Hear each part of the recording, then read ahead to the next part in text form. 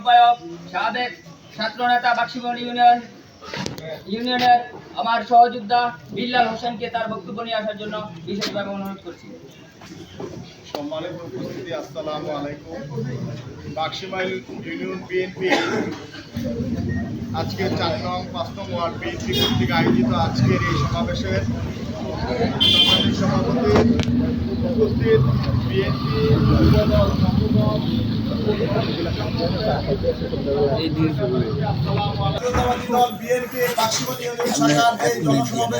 আয়োজন করবে।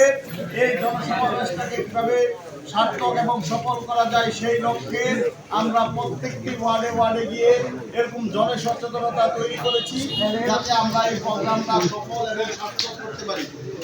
তারই ধারাবাহিকতায় আজকের এই আমরা এখানে উপস্থিত হয়েছি। আজকের এই প্রোগ্রাম আজকের এই প্রোগ্রামে আপনাদেরকে উদাহরণ আহ্বান রাখবো প্রোগ্রামের মাধ্যমে। আজকে যেভাবে আমরা এখানে উপস্থিত হয়েছে, আগামী দিনে আমি মনে করি এখানে যারা আমরা আছে সাধারণ বিএনপি, যুবদল, ছাত্রদল, স্বেচ্ছাসেবক দল সহ সংগঠনের নেতাকর্মী আমরা বেশি।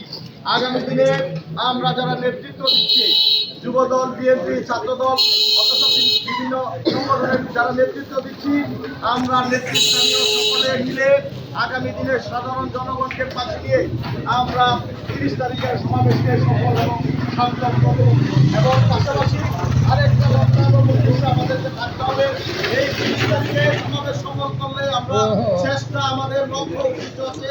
এই খুনি স্বৈরাচার হাসিনা সরকার এই 17 বছর দেশ পরিচালনা করেছে, দেখেছেন কিভাবে আমাদের উপরে হামলা, মামলা, নির্যাতন, নিপীড়ন করেছে। সেগুলি আপনাদের কাছে বলে শেষ করা যাবে না। আমরা যারা এখানে সামনে সত্যি বসে আছি, আমাদের নামে 8 থেকে 10টা 15টা মামলা নাই। এক রাতের জন্য ঘরে ঘুমাতে পারি না।